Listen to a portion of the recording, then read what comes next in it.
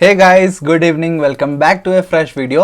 आज हमारा लेक्चर 3 है। लेक्चर 1 एंड 2 में बहुत रेस्पॉन्स मिला है और हर बार की तरह यार अटेंडेंस लगा दो सबसे पहले कमेंट सेक्शन में, sir lecture 3 attendance done, present sir. Okay, वो बहुत अच्छा लगता है। कमेंट पढ़ता हूँ ना, इतने लोग सब प्रेजेंट प्रेजेंट लिखते हैं, मज़ा आ जाता है। और हाँ, पूरा लेक्चर भी देख के जाना, सीख के जाना। नोट्स तो मैं प्रोवाइड करता हूँ टेलीग्राम में और गूगल क्लासरूम में। ज्वाइन नहीं किया हो तो कर लेना, मैं लिंक प्रोवाइड कर चुका हूँ। लेक्चर 3 है क्लासिफिकेशन ऑफ कंप्यूटर्स। आपको पता होगा अभी के डेट के हिसाब से एक चीज़ कंप्यूटर होता है, दूसरा लैपटॉप होता है।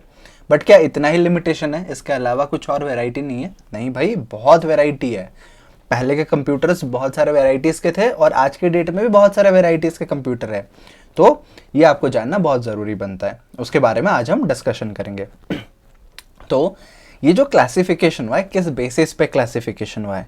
स्पीड के बेसिस में, amount of data they can process, यानी कि कितना डेटा वो प्रोसेस कर पाएंगे, एंड प्राइस के हिसाब से, सस्ता महंगा एवरेज प्राइस के हिसाब से। तो बेसिकली ब्रॉडली अगर देखा जाए तो 4 तरह के कंप्यूटर्स होते हैं। क्या क्या वो 4 तरह के कंप्यूटर्स होते हैं मैं आपको बता देता हूँ बुलेट पॉइंट करके। एक होता है सुपर कंप्यूटर्स, दूसरा होता है यहाँ पे main frame computers, main frame computers, तीसरा होता है मिनी कंप्यूटर्स, एंड चौथा होता है माइक्रो कंप्यूटर्स। ओके, तो ये 4 तरह के कंप्यूटर होते हैं। तो आज हम ये 4 तरह के वैरायटीज को डिस्कस करेंगे। आपका जो लैपटॉप है, आपका जो कंप्यूटर है, वो कौन से कैटेगरी में आएगा? आप अगर अभी गेस करना चाहे तो कमेंट में लिख लेना, बट अगर गेस नहीं कर पा रहे हो कोई बात नहीं, by the end of this video आपको उसका आंसर पता चल गया होगा। चलिए सबसे पहले हम शुरू करते हैं सुपर कंप्यूटर से। सुपर कंप्यूटर्स, तो सुपर कंप्यूटर्स क्या होते हैं जनाब? ये 4 जो कैटेगरीज है सुपर कंप्यूटर, इन सब में से सबसे फास्ट है, सबसे ज़्यादा पावरफुल है और सबसे एक्सपेंसिव भी है। वो पॉइंट को लिखते हैं, among the 4 categories the super computer is the fastest, most powerful and most expensive computer. समझ आ गया? सुपर कंप्यूटर बहुत पहले डेवलप हुआ था, 1980s में डेवलप हुआ था, लार्ज अमाउंट ऑफ डेटा को प्रोसेस करने के लिए। एक बात मैं बता दूं, जो आप लोग पूछ रहे हो सर फर्स्ट टाइपिंग, जो 10 फिंगर टाइपिंग होता है वो आप सिखा दो, उसका कोर्स में ले आऊँगा। एक बार प्रोग्रामिंग हमारा कुछ दिनों तक ख़त्म हो जाए, या आकाश दास चैनल पे एक वीडियो डाल दूंगा बेसिक, बट अगर उसको अच्छे से सीखना है लेक्चर करके, 1 लेक्चर 2 लेक्चर 3, उसको मैं आगे सिखा दूंगा आपको, टेंशन मत लो वो सब चीज़ का। Super computers were first developed in the 1980s to process large amounts of data and to solve complex scientific problems।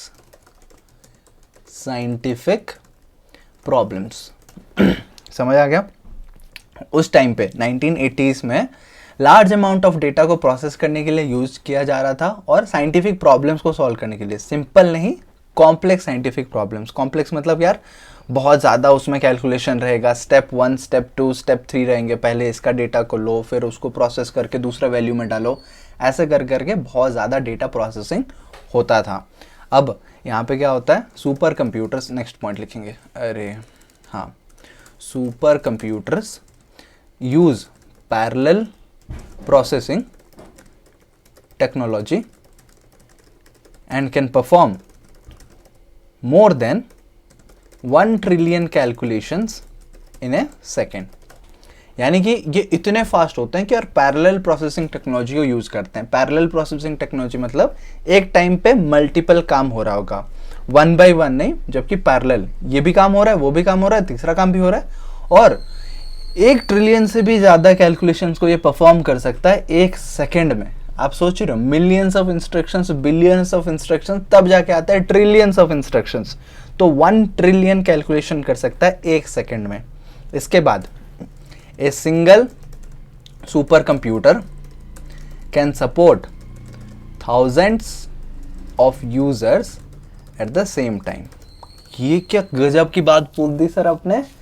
एक सिंगल सुपर कंप्यूटर जो है ना, वो थाउजेंड्स ऑफ यूजर्स को एक टाइम पे सपोर्ट कर सकता है। मतलब आप पर्सनल कंप्यूटर में आप अकेले काम करते हो और ऑफिस वाला कुछ कंप्यूटर तो 2 लोग चलो काम कर लेते हैं थोड़ा सा शेयर करके। बट अगर हम लोग बात करें सुपर कंप्यूटर की, तो एक सुपर कंप्यूटर एट ए टाइम हजारों लोगों को जोड़ सकता है। कितने लोगों को? हजारों लोगों को जोड़ सकता है। समझ में आ गया? अब अगर आगे बात करते हैं, such computers are mainly used for weather forecasting, then nuclear energy research, aircraft design, automotive design, then online banking, दिख रहा है ना आपको? हाँ, online banking, then controlling industrial units etcetera. इसका मतलब क्या है कि जो बहुत बड़े बड़े हाई लेवल पे काम होता है, जैसे कि वेदर फॉरकास्टिंग एक जगह पे तो नहीं करना होता है। अगर एक स्टेट की बात करें तो एक स्टेट में मल्टीपल डिस्ट्रिक्ट्स होते हैं, एक एक डिस्ट्रिक्ट में छोटे छोटे सिटीज़ होते हैं, टाउन्स होते हैं, रूरल विलेजेस होते हैं। तो सभी जगह का वेदर फॉरकास्टिंग, एक एक सेकंड का डेटा, हवा का स्पीड क्या है, टेम्परेचर क्या है, सन का जो क्या बोलते हैं इंटेंसिटी क्या है, एंड ह्यूमिडिटी क्या है, एक एक जगह का इतना इतना इन्फॉर्मेशन। अगर बारिश हुआ है तो कितना मिलीमीटर बारिश हुआ है, सभी चीज़ का इन्फॉर्मेशन रियल टाइम दिखाने के लिए मल्टीपल यूजर्स का ज़रूरत पड़ेगा और पैरेलल प्रोसेसिंग का ज़रूरत पड़ेगा। तो उस जगह पे यूज़ होता है सुपर कंप्यूटर्स। साथ में न्यूक्लियर एनर्जी रिसर्च के लिए, एयरक्राफ्ट डिज़ाइन के लिए, ऑटोमोटिव जो कार वाले डिज़ाइन होते हैं ना, ऑटोमोबाइल, सो ऑटोमोटिव डिज़ाइन के लिए, ऑनलाइन बैंकिंग के लिए ऑब्वियसली वहाँ पे मल्टीपल यूजर्स चाहिए एक टाइम पे। देन कंट्रोलिंग इंडस्ट्रियल यूनिट्स, जो बड़े बड़े इंडस्ट्री होते हैं, एक टाइम पे बहुत ज़्यादा काम करना पड़ता है, तो फिर सुपर कंप्यूटर्स को यूज़ करते हैं। और सुपर कंप्यूटर्स का मैंने एग्जाम्पल्स भी बता रखा था आपको, अभी मैं फिर से बता देता हूँ। Some examples of super computers are Cray one मैंने आपको दिखाया था, फिर Cray 2, then control data cyber 205, उसके बाद ETA A10। ये है कुछ एग्जाम्पल्स। तो एग्जाम्पल्स को हम देखते हैं अभी। सबसे पहले गूगल इमेजेस पे चलते हैं। मैं बस सुपर कंप्यूटर सर्च करके दिखाता हूँ, सुपर कंप्यूटर। तो सुपर कंप्यूटर ऐसे बड़े बड़े कंप्यूटर दिखते हैं, तो हम लोग बस सर्च करेंगे क्रे 1 सुपर कंप्यूटर। क्रे 1 सुपर कंप्यूटर कैसे दिखता है? ऐसा बॉक्स जैसा डिज़ाइन था। ये लास्ट क्लास में हम लोगों ने कंसिडर किया था और देखा था, लास्ट या फर्स्ट क्लास में ही था शायद ये। फिर क्रे 2 करेंगे तो सिमिलर जैसा ही दिखेगा, वो भी कर लेता हूँ। क्रे 2 सुपर कंप्यूटर, यस वही बॉक्स जैसा डिज़ाइन है, थोड़ा बहुत तो चेंज होगा ही, उसमें काफ़ी ज़्यादा चेंज होगा, हमें बाहर से उतना पता नहीं चल रहा है। क्रे 1 क्रे 2 हो गया। उसके बाद एक चेक करते हैं, कंट्रोल डेटा साइबर 205, ये आ गया कंट्रोल डेटा साइबर 205। देखते हैं कैसा ये है, क्या हो गया नेट को। हाँ आ रहा है control data cyber 205, yes. So this is the kind of super computer. ऐसे रूम जैसा ही है साइबर कंप्यूटर, मतलब सुपर कंप्यूटर ये पहले यूज़ हुआ करते थे। उसके अलावा और क्या बचा हमारे पास? ETA A10, ETA A10, okay, this is another super computer ETA 10, देख पा रहे हो? This is ETA 10। इसके अलावा अभी हम लोग बात करते हैं नेक्स्ट टॉपिक की। Okay, next topic, what is the next topic? It is about main frame computers. Main frame computers कैसे होते हैं यार? एक काम करते हैं ना, मैं हेडिंग देता हूँ यहाँ पे, हेडिंग तो दिया नहीं हूँ आज, यहाँ पे हेडिंग दे देता हूँ। हेडिंग आज का हमारा क्या था? Classification of computers. ऐसे कैपिटल में हेडिंग देता हूँ ना, ये तो ऊपर हो गया, फिर क्लासिफिकेशन कंप्यूटर्स, ये 4 हो गए, और उसमें से पहला वैरायटी सुपर कंप्यूटर, ये दूसरा main frame computer. Main frame के अंदर अभी हम एक एक पॉइंट पढ़ेंगे। मेन फ्रेम कंप्यूटर क्या होता है, चलिए आप लिख लो। Main frame computers are large scale computers but smaller than supercomputer. Supercomputer से छोटा होता है बट फिर भी अपने आप में काफ़ी बड़ा होता है। These are very expensive and need a very large clean room with air conditioning। हाँ, पहले वाले के लिए भी एयर कंडीशनिंग चाहिए गाइस, ठीक है? Air conditioning, thereby making them very costly to deploy, very costly to deploy। यानी कि आपका खर्चा बहुत ज़्यादा आएगा, भले सुपर कंप्यूटर से थोड़ा सा साइज में छोटा हो, बट फिर भी आपको एक बड़ा सा रूम पूरा क्लीन होना चाहिए, साथ में एसी भी होना चाहिए, एयर कंडीशन होना चाहिए, जो कि ज़्यादा कॉस्टली बना देता है इसको इंस्टॉल करने के लिए, डिप्लॉय करने के लिए। तो as with supercomputers, mainframes can also support multiple processors। Okay, अभी एग्जाम्पल की बात कर लेते हैं थोड़ा सा। For example the IBM S/390 mainframe can support 50,000 users at the same time. 50,000 लोग एक टाइम पे काम कर सकते हैं IBM S/390 main frame computer में। इतना पावरफुल है, इतना पावरफुल है। सो यहाँ पे क्या बोला जा रहा है, users can access main frames by either using terminals और वाया PCs। ओके, तो अभी मैं आपको थोड़ा सा ये मेन फ्रेम कंप्यूटर भी दिखा लेता हूँ। तो पहले हम सर्च करेंगे मेन फ्रेम कंप्यूटर। अगर नॉर्मल सर्च करते तो वही बड़ा वाला दिखेगा, आपको कोई पता नहीं चलेगा उतना, बट मैं मॉडल सर्च करता हूँ IBM S/370, S/390 था ना, 370 था, 390, ये देखो यही वाला था 390 IBM है, यस 390। तो this is a computer IBM S/390, और जहाँ पे यहाँ पे बोला गया कि एट ए टाइम 50,000 लोग भी यहाँ पे काम कर सकते हैं। Users can access main frames by either using terminals और वाया PCs। एक कंप्यूटर रहेगा जो CPU होता है, उसी के साथ आप डिफरेंट मॉनिटर को कनेक्ट कर लो, PCs को कनेक्ट कर लो, और आप टर्मिनल पे काम कर रहे होगे, PCs वगैरह में भी काम कर रहे होगे। समझ आ गया? अब थोड़ा सा मैं क्लासिफिकेशन भी आपको समझा देता हूँ, एक्चुअल क्लासिफिकेशन कैसा होता है, और यहाँ पे आपको टॉगल करके बता दूंगा, एक के नीचे एक, जो वैरायटी डिफरेंट टाइप्स होंगे ना, यहाँ पे बहुत सारा हमें ऑप्शन मिल जाएगा जिसके ज़रिए से मैं आपको दिखा सकूँ। But toggle list I guess एक अच्छा ऑप्शन रहेगा, ताकि मैं आपको डिटेल में समझा सकूँ कि किसके अंदर क्या होगा। वही टॉगल लिस्ट ही मुझे व्हिमसिकल बोर्ड भी हम बना सकते हैं, बट व्हिमसिकल के लिए अलग से एक वेबसाइट में जाके व्हिमसिकल बोर्ड बनाना पड़ेगा। इसको मैं ट्राई करता हूँ, अगर होता है तो एम्बेड करना पड़ेगा, अभी एम्बेड नहीं कर सकते, अभी इधर ही बनाते हैं। ओके, एम्बेड करने के लिए फिर लॉगिन वगैरह करना पड़ेगा। इसको मैं डिलीट करता हूँ, बट मैं आपको ब्रॉडली थोड़ा सा समझाने की कोशिश करता हूँ। टॉगल, हाँ, टॉगल हेडिंग 1, टॉगल हेडिंग 1 में सबसे पहले मैं दे देता हूँ क्लासिफिकेशन ऑफ कंप्यूटर्स।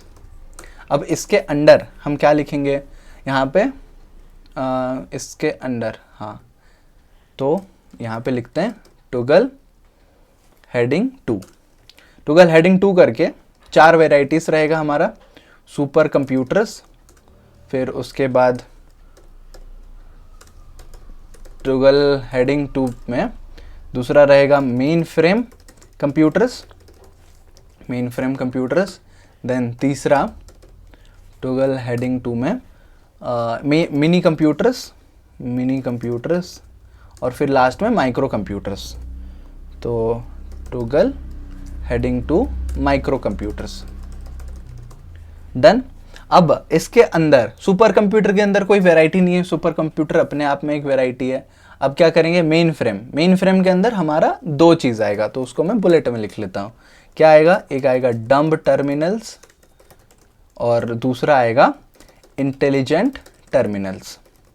ये 2 वेराइटीज़ हैं। उसके अलावा मिनी कंप्यूटर्स में अगेन नो वेराइटीज़, बट ये जो माइक्रो कंप्यूटर्स रहेंगे, माइक्रो कंप्यूटर्स में अगेन आपको वेराइटीज़ देखने को मिल जाएगा। तो क्या वेराइटीज़ देखने को मिल जाएगा, माइक्रो में ही आएगा आई गेस ये सारा चीज़। हाँ, आप जो डेस्कटॉप PC वगैरह यूज़ करेंगे, राइट।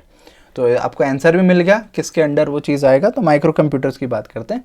यहाँ पे again we are having 3 varieties. क्या क्या वेराइटीज़ हैं, वो वेराइटीज़ रहेगा, मैं आपको क्या करूँ, बुलेट करके बता देता हूँ। सबसे पहले डेस्कटॉप PCs, देन लैपटॉप्स, उसके बाद हैंड हेल्ड डिवाइसेस जो हाथ में हम यूज़ करते हैं, पाम टॉप वगैरह पहले आया करता था, work stations, then network computers. These are the micro computers. अब इसको मैं ऐसे करके क्लोज भी कर सकता हूँ। कोई भी अगर आपको ऐसे क्लिक करना है तो इसको आप एक्सपैंड करके देख सकते हो। मेन फ्रेम को क्लिक करोगे उसके अंदर 2 आ जाएगा, माइक्रो को क्लिक करोगे इसके अंदर 2 आ जाएगा। ये नोशन में यूज़ करते हो तो, बट आपको मैं PDF प्रोवाइड कर दूंगा तो ये आपको एक्सपेंडेड ऐसे फॉर्म में मिल जाएगा। समझ आ गया? I hope this thing is very clear. Main frame computers के बारे में आपको मैंने बता दिया, एग्जाम्पल भी तो मैंने आपको बता दिया था वहाँ पे। कुछ और चीज़ें अगर मेन फ्रेम के बारे में लिखना चाहें वो भी लिख सकते हैं। Main frame computers are typically used as servers on the world wide web. तो इसी में ही मैं पॉइंट्स ऐड कर देता हूँ ताकि हमें ज़्यादा कन्फ्यूजन ना हो। Let's add it. Main frame computers are typically used as servers on the world wide web. World wide web मतलब www जो होता है ना, वहाँ पे सर्वर के लिए यूज़ किया जाता है। They are also used in organisations such as banks, airline companies and universities where a large number of users frequently access the data stored in their databases. IBM is the major manufacturer, ये आपको दिख रहा है? Yes, manufacturer of mainframe computers. Some examples of mainframe computers include IBM S390, Control Data Cyber 176 and AMDAHL 580। तो ये सारे examples रहेंगे। इसको एक एक करके हम चेक करेंगे। IBM S390 तो अभी यहाँ पे चेक कर लिए। IBM S390 के बाद कंट्रोल डेटा साइबर, लास्ट में हम लोग क्या एग्जाम्पल चेक किए थे? साइबर का क्या था नंबर की अगर बात करें, सुपर कंप्यूटर में जो था दैट वाज 205। सो 176 यहाँ पे है। तो क्या डिफरेंस होगा? ज़्यादा कुछ हमें देखने को डिफरेंस नहीं मिलेगा, बट फिर भी वी कैन चेक दैट कि क्या डिफरेंस होता है। Control data cyber, okay. तो यहाँ पे थोड़ा सा ऐसे बड़ा सिस्टम ही रहेगा। मेन फ्रेम कंप्यूटर्स तो वैसे ही रहता है, बड़ा ही रहता है। और ऊपर हम लोग सुपर की बात कर लिए, मेन फ्रेम की भी बात कर रहे हैं। और एक एग्जांपल है AMDAHL 580। अरे लो आ गया 580। ये कैसे दिखता है? अच्छा, ये भी कंप्यूटर है। ये अपने आप में कैसे कंप्यूटर है यार? मेन फ्रेम कंप्यूटर, ऑब्वियसली कुछ तो कॉन्सेप्ट यूज़ हुआ होगा यहाँ पे। ये देख रहे हो AMDAHL 580 series main frame computers, यहाँ पे लिखा भी है मेन फ्रेम सर्किट बोर्ड दिखा दिया गया। इसमें अगर बाकी चीज़ें जोड़ेंगे तो हमारा पूरा कंप्यूटर भी बन जाएगा, उसमें कोई दिक्कत नहीं है। So these are the different classifications. अब इसके बाद हम बात करते हैं आगे की। आगे हमारा क्या पॉइंट आएगा? That is about the mini computers, फिर माइक्रो कंप्यूटर्स। आज के क्लास में इतना ही रहेगा। उसके यूज़ केसेस बहुत सारा वेराइटीज़ है, सभी को हम डिस्कस करते हैं। Let's start with mini computers. So mini computers क्या बोलते हैं? As the name suggest, mini computers are smaller, cheaper and slower than main frame computers. वो थोड़ा सा स्लो होते हैं। Mini computers are smaller, cheaper and slower than main frames. Main frame से थोड़ा सा स्लो होते हैं ये। They are called mini computers because they are the smallest computers of their times. उस टाइम पे जो भी कंप्यूटर्स थे ना, उस टाइम के सबसे छोटे थे मिनी कंप्यूटर्स, इसीलिए ये मिनी कंप्यूटर्स बोला जाता है। Also known as mid range computers. The capabilities of mini computers fall between main frame and personal computers. Main frame तो हमारा बड़ा वाला था, पर्सनल तो और छोटा वाला जाएगा, तो ये दोनों के बीच में जो कंप्यूटर लाई करता है that is mini computer. Okay, और उस टाइम के सबसे छोटे कहे जाते थे। कहाँ पे यूज होता है मैं आपको बता देता हूँ। Mini computers are widely used in business, education, hospitals, government organisations etcetera. तो government organisation, hospital, education, school, college, business वगैरह में यूज होता है mini computers. While some mini computers can also be used by a single user. अगर खुद के level पे आपको बहुत ज़्यादा डिजाइनिंग करना है, बहुत ज़्यादा डेटा प्रोसेस करना है, तो पर्सनल लेवल पे भी आप इसको यूज़ कर सकते हो, ये बोला जा रहा है। Usually single user mini computers are use for performing complex design task. अगर बहुत ज़्यादा आप डिज़ाइनिंग वगैरह करते हो, डेटा प्रोसेस करते हो, तभी जाके पर्सनल एक सिंगल यूज़र यूज़ करेगा mini computer. Otherwise single user के लिए तो पर्सनल कंप्यूटर है ही, वहाँ पे आप परफॉर्मेंस बहुत अच्छा तगड़ा परफॉर्मेंस एंजॉय कर सकते हो।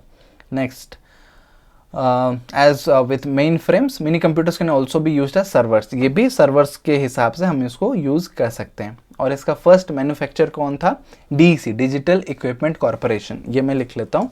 The first mini computer was introduced by digital equipment corporation, जिसको बोलेंगे DEC, in the mid 1960s में हमारा जो डिजिटल इक्विपमेंट कॉरपोरेशन था, उन्होंने फर्स्ट मिनी कंप्यूटर को डिज़ाइन किया था। That's all. बाकी बाद में भी आने लगे, जैसे कि IBM corporation AS400 computers. Examples की बात कर लेते हैं थोड़ा सा। Other manufacturers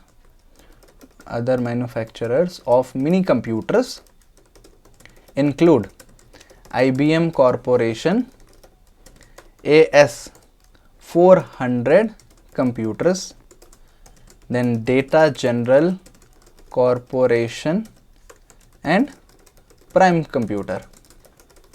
done. तो ये थे। अभी हम चेक कर लेते हैं थोड़ा सा क्या क्या करना है। AS400 computers, AS400 main frame computers, mini computers check करना होगा ना, कंप्यूटर्स ही चेक कर लेते हैं। ये थोड़े से कंपैरेटिवली छोटे साइज़ के, आप देख सकते हो। ये मॉडल नंबर है उनका, और ये छोटा लग रहा है। AS400 CPU जैसा लग रहा है ना, थोड़ा आने लगा CPU जैसा, बट परफॉर्मेंस प्रोसेसिंग वगैरह किया करता था मिनी कंप्यूटर्स भी। मेन फ्रेम, फिर mini, super, main frame, mini, last में आएगा अभी माइक्रो कंप्यूटर्स। प्राइम कंप्यूटर वगैरह भी ऐसा होता है। हो गया। चलिए, अब हम रिलेट कर पाएंगे, जिन कंप्यूटर को हम खुद पर्सनल लेवल पे समझ पाएंगे उसको हम बोलेंगे माइक्रो कंप्यूटर्स। तो माइक्रो कंप्यूटर्स, यहाँ पे माइक्रो कंप्यूटर्स में लिख लेता हूँ। माइक्रो कंप्यूटर्स में क्या क्या आ जाएगा? Micro computers commonly known as PCs are very small and cheap. बहुत छोटे होते हैं एंड सस्ते होते हैं। द फर्स्ट microcomputer was designed by IBM in 1981 and was named IBM PC। चलिए पहले IBM PC को हम चेक कर लेते हैं कैसा दिखता है। IBM PC हो गया। ये एप्पल का भी मैंने दिखाया था ना, Apple II आया था, तो ये IBM PC भी ऐसा था। कीबोर्ड, डिस्प्ले और ये जो CPU प्रोसेसर, सब ऐसे सिस्टम आया करते थे, जिसको IBM PC नाम दिया गया डिफरेंट मॉडल्स के साथ। और PC मतलब क्या होता है? Personal computer. आप खुद पर्सनल यूज़ के लिए इसको यूज़ कर सकते हो। Later on many computer hardware companies copied this design and term their computers PC compatible. बहुत सारे हार्डवेयर कंपनीज ने अपना अपना फिर कंप्यूटर बनाना शुरू कर दिया और फिर उसको बोलने लगे कि ये हमारा PC कंपेटेबल कंप्यूटर है। PC मतलब पर्सनल कंप्यूटर। और उसके बाद एप्पल भी उसका डिज़ाइन करना शुरू किया। Another type of PC is design by Apple, PC is design by IBM, other PC computer have a different architecture from that of Apple computers. Apple का आपको पता है शुरू से बहुत यूनिक आइडिया था, जब स्टीव जॉब्स थे और उन्होंने मतलब बहुत यूनिक डिज़ाइन बनाना शुरू किया। थोड़ा सा ऑपरेटिंग सिस्टम भी था, तो उनका खुद का ऑपरेटिंग सिस्टम बनाए अलग से, जिसको हम मैक OS के नाम से जानते हैं। फिर विंडोज़ का तो अलग है, आपको विंडोज़ 7, 8, और शुरू में MS-DOS था, Microsoft DOS disk operating system जिसको बोलते हैं। फिर धीरे धीरे इम्प्रूवमेंट हुआ, आज के डेट में विंडोज़ 11 चल रहा है। कितना फास्ट प्रोग्रेसिंग वर्ल्ड में हम लोग आके पहुंच चुके हैं। जो एप्पल का ऑपरेटिंग सिस्टम मैक OS बोलते हैं, मैकिंटोश को Mac OS, Macintosh operating system, Mac OS। अब बात करते हैं थोड़ा सा कि यार ये जो PC है ना, कौन से क्राइटेरिया में डिस्ट्रीब्यूटेड है, मतलब कौन से कैटेगरीज में डिस्ट्रीब्यूटेड है। तो वो कैटेगरीज की अगर बात करें तो हम लिख लेते हैं एक पॉइंट, PCs अलग से लिखते हैं यहाँ पे बोल्ड करके। PCs can be classified into the following categories. क्या क्या कैटेगरीज रहेगा, हेडिंग करते हैं पहले। डेस्कटॉप PCs, डेस्कटॉप पीसीज में क्या होगा?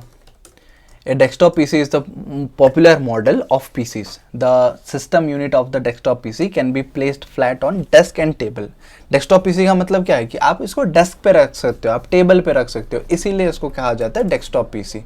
ओके, तो डेस्कटॉप पीसी हो गया। इसके बाद अभी हम लिखते हैं नेक्स्ट हमारा था, हाँ, डेस्कटॉप पीसी में और क्या हमें जानना पड़ेगा।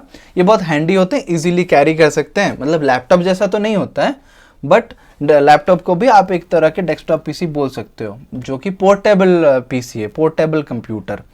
क्योंकि यहाँ पे आपका लैपटॉप में बैटरी होता है और बैटरी को हम आराम से प्लग करके भी यूज़ कर सकते हैं या फिर रिमूव करके भी यूज़ कर सकते हैं। बट जो कंप्यूटर्स होते हैं जिसको आप डेस्क पे रखते हो उसको हम मूव नहीं कर सकते, आपको एक जगह पे बैठ के काम करना पड़ेगा। नया जगह पे लेते हो तो फिर से पूरा जीरो से सेटअप करो और उसके बाद उसको यूज़ करना स्टार्ट कर दो।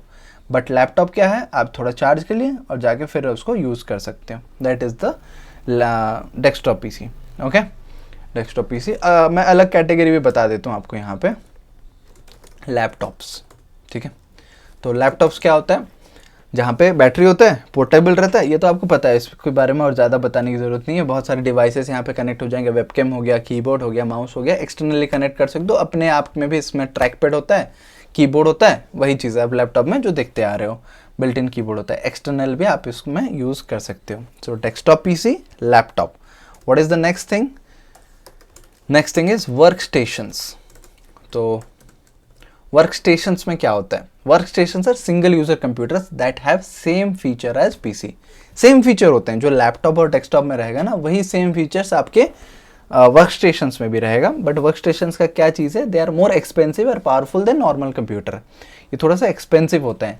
यहाँ पे रैम बढ़ाया जाता है, यहाँ पे प्रोसेसर बढ़ाया जाता है, यहाँ पे स्टोरेज बढ़ाया जाता है, सभी मतलब थोड़ा बूस्ट किया जाता है क्वालिटीज़ को, है ना, जो क्राइटेरिया रहता है वो थोड़ा बूस्ट किया जाता है, तब जाके आपका वर्क स्टेशन बनता है। कोई अगर बोलता है मैं अपना वर्क स्टेशन सेटअप कर रहा हूँ, वर्क स्टेशन मीन्स कि बहुत सारे चीज़ों को, फीचर्स को ऐड करके, इम्प्रूव करके वर्क स्टेशन बनाया जाता है। मैं भी बनाऊंगा कुछ सालों में, अगर ज़्यादा पैसा हो गया तो। चलिए, आप भी बनाना यार, मुझे भेजना फ़ोटो इंस्टाग्राम पे, मैं देखूंगा। नेक्स्ट, हाँ, इसमें नेक्स्ट कैटेगरी आता है, that is about the network computers. ये भी पर्सनल कंप्यूटर्स के अंदर ही आता है। अब नेटवर्क कंप्यूटर्स का मतलब क्या है? Network computers have less processing power, memory and storage than a desktop computer.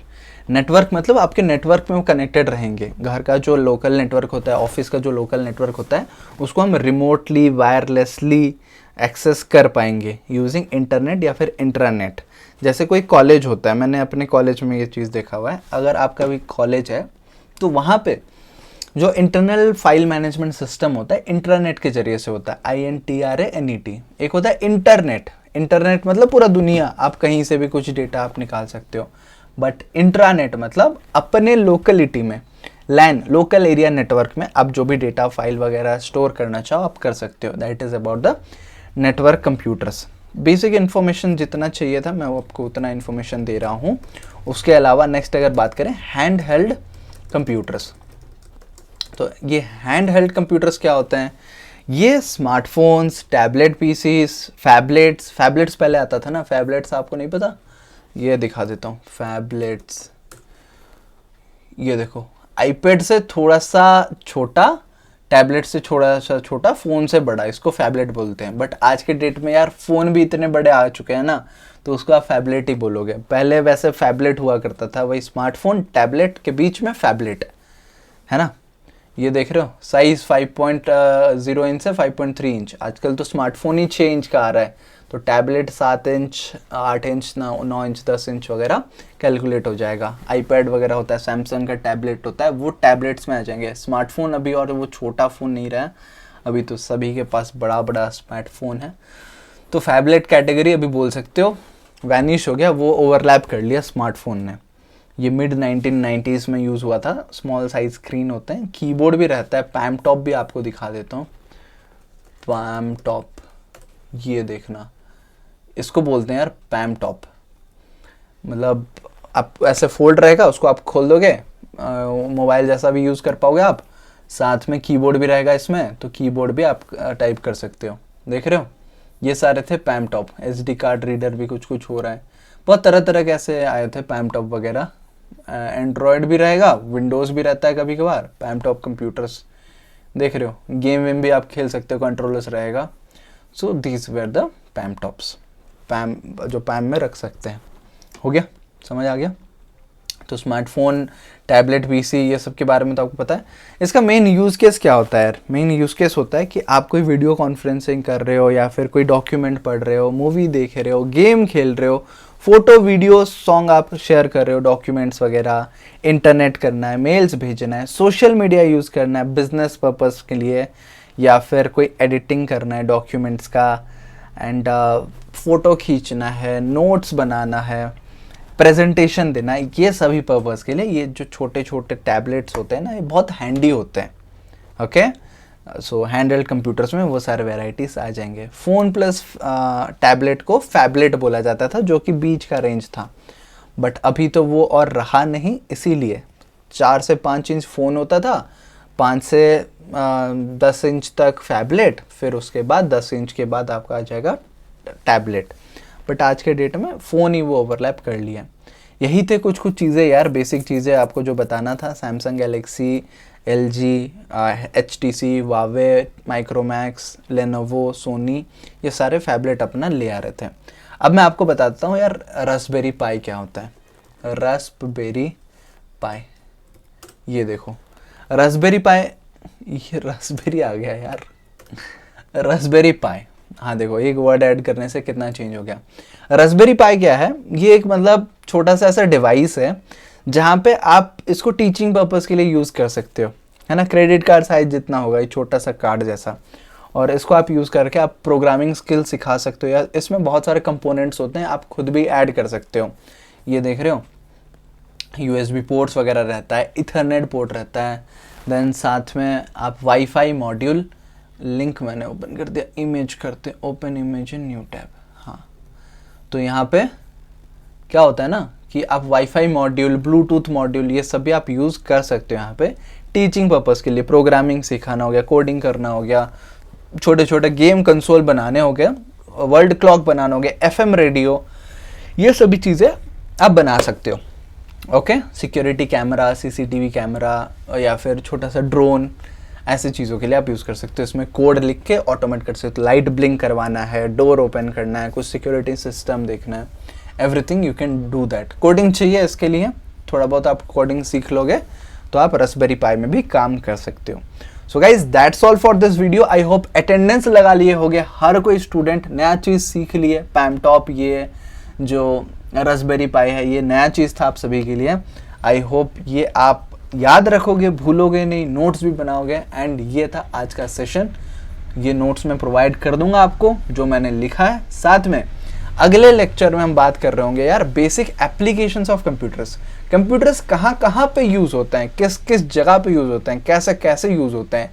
Sports, movies, business, hospital, simulation, geography, geology, astronomy, weather forecasting, education, online banking, robots, decision support systems, expert systems, बहुत सारे यार, बहुत सारे। तो ये सारे चीज़ों को हम डिस्कस कर रहे होंगे अगले वीडियो में, अगले लेक्चर में। Thank you so much for watching this video. पहली बार देख रहे हो तो प्लीज़ चैनल को सब्सक्राइब कर दो, वीडियो अच्छा लगा तो लाइक कर दो। मिल रहे होंगे अगले वीडियो में, तब तक all the very best and जय हिंद।